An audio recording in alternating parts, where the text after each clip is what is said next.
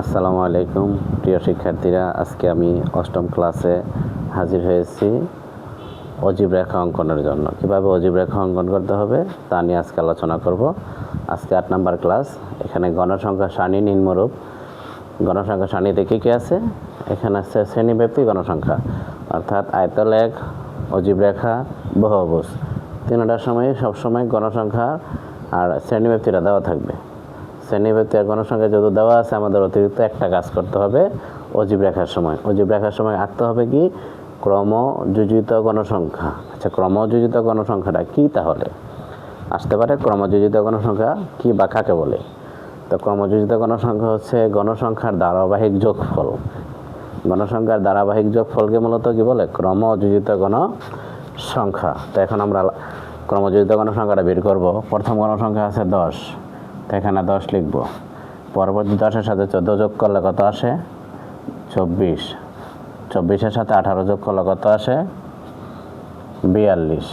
42-এর সাথে 11 যোগ করলে কত আসে? 53। 53-এর সাথে 7 যোগ করলে কত আছে? 60। 60-এর সাথে 12 যোগ করলে কত আছে? 72। 72-এর সাথে 13 যোগ করলে কত হয়? 85। তো এখানে আমরা পাইলাম কি? গণসংখ্যাটা মূলত ক্রমযোজিত গণসংখ্যা। ক্রমযোজিত গণসংখ্যা হচ্ছে গণসংখ্যার ধারাবাহিক যোগফল। এখন যেহেতু অজীব রেখা অঙ্কন করব, অজীব রেখা অঙ্কনের জন্য আমাদের এখানে লিখতে হবে কি? ছক কাগজের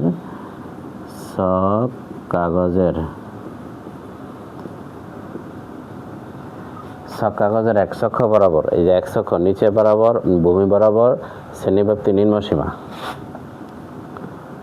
এক অক্ষ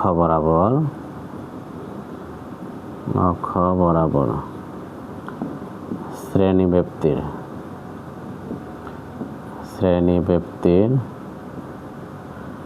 নিম্নসীমা। নিম্নসীমা বলতে বাম পাশেরটা ছোট, বাম পাশেরটা বলা হয় নিম্নসীমা, ডান পাশেরটা বলা হয় উচ্চসীমা। শ্রেণীব্যাপ্তির নিম্নসীমা অর্থাৎ ছোট সংখ্যাটা। তা ওয়াই অক্ষ বরাবর কি ধরবো? ওয়াই অক্ষ বরাবর ক্রমযোজিত গণসংখ্যা। ওয়াই অক্ষ বরাবর ক্রমযোজিত গণসংখ্যা এবং প্রতিটা ছোট ছোট ঘরকে আমরা এক একক ধরি। প্রতিটা ছোট ছোট ঘরে এক একক ধরে, আর প্রতিটা বক্সে 5টা করে ঘর থাকে। প্রতি ক্ষুদ্রতম মানে ছোট ঘর, ক্ষুদ্রতম ঘর সমান এক একক ধরে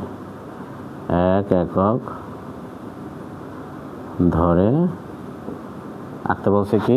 অজীব রেখা। অজীব রেখা অঙ্কন করা হলো। অজীব রেখা অঙ্কন করা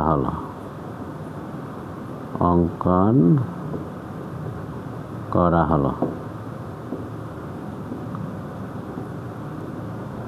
এই পর্যন্তই। এখন আমরা অজীব রেখাটা গ্রাফ পেপারে আঁকবো। কীভাবে অজীব রেখা অঙ্কন করতে হয়? তো এখানে আমরা লিখছি কি? এক অক্ষ বরাবর শ্রেণীব্যাপ্তি নিম্নসীমা, ওয়াই অক্ষ বরাবর গণসংখ্যা। তো এখানে সবসময় 5টা ঘর ভাঙা চিহ্ন বা ভাঁজ চিহ্ন ব্যবহার করব। তো এখানে প্রথম ক্রমযোজিত গণসংখ্যা কত? 10। এখানে কাজটাই মূলত ক্রমযোজিত গণসংখ্যা। একটা ঘর বাদ দিয়ে গণনা করা লাগবে, একটা ঘর বাদ। দ্বিতীয় ঘর থেকে 10, এই যে 5, 10। প্রতি ঘরে ছোটো ছোটো 5টা করে ঘর থাকে। প্রতি বক্সে 5টা করে ঘর থাকে।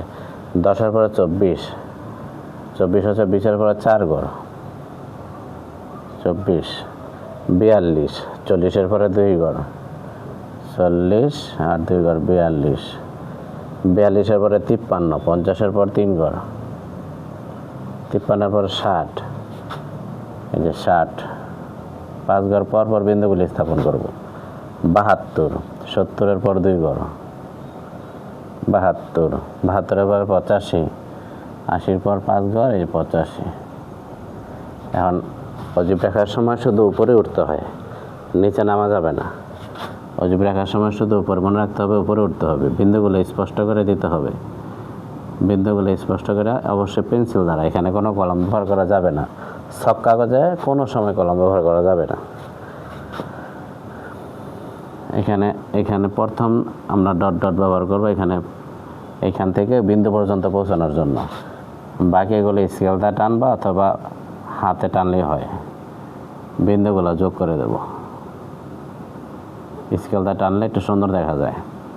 তো ডাকলাম কি অজীব রেখা। তো অজীব রেখার জন্য আমি আবারও বলি, অতিরিক্ত একটা গড় করতে হবে ক্রমযোজিত গণসংখ্যা। এই যে আমি বিন্দুগুলি স্থাপন করছি কি দ্বারা? ক্রমযোজিত গণসংখ্যা। এখানে যেহেতু 10, তো এখানে 10 গড় উপর উঠবো। তারপরে পর্যায়ক্রমে কত? 24 গড়, 42 গড়, 53 গড়, 60 গড়, 72 গড়, 85 গড়। তো প্রিয় শিক্ষার্থীরা, আজকে এখানে ছক কাগজের জন্য 3টা আমাদের কাজ ছিল। প্রথমে ছিল কি আয়তলক কীভাবে অঙ্কন করতে হয়। দ্বিতীয় ক্লাস আলোচনা করছি, সপ্তম ক্লাস আলোচনা করছি কীভাবে বহুভুজ অঙ্কন করতে হয়। 8 নম্বর ক্লাস আলোচনা করলাম কীভাবে অজীব রেখা অঙ্কন করতে হয়।